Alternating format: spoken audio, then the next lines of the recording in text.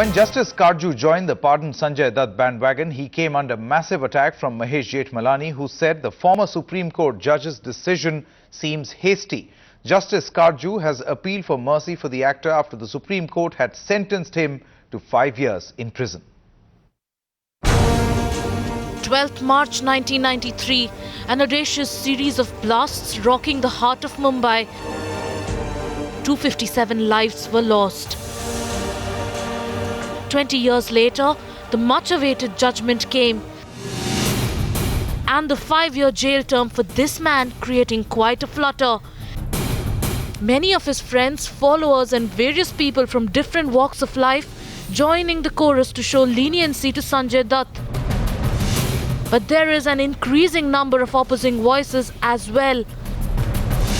The constitutional provisions have completely been ignored. Primarily, my argument is that there's been such a rush to save only Sanjay Dutt in this matter that there's been completely, they've ignored the real correct statutory provisions.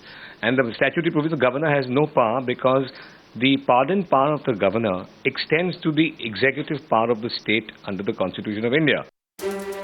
The eminent lawyer's disagreement coming in the context of this retired justice and the current head of Press Council of India's appeal seeking clemency for the Bollywood actor. Well, he has also already undergone 18 months imprisonment. Then this incident is of 1993 and in these 20 years Sanjay Dutt has faced many hardships. He could not get bank loans. It was soon followed by many from both the tinsel town and the political circuit, and Congress General Secretary Digvijay Singh too endorsing that Dutt doesn't deserve what he got. Sanjay Dutt कोई criminal नहीं है, कोई terrorist नहीं है. बच्चे का स्वाभाविक reaction होता है कि मुझे कुछ न कुछ करना चाहिए. उसमें अगर इसने गलती की है तो मैं समझता हूं कि अब सजा काट चुका है. उसके साथ सदैवता का व्यवहार होना चाहिए.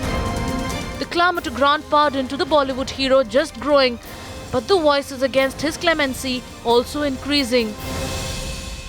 Amidst the growing clamour for pardon for Sanjay Dutt, Mahesh Jethmalani has countered Justice Karju, who started this entire campaign and in fact clarified that there is no legal provision under which the state governor of Maharashtra can intervene in this matter.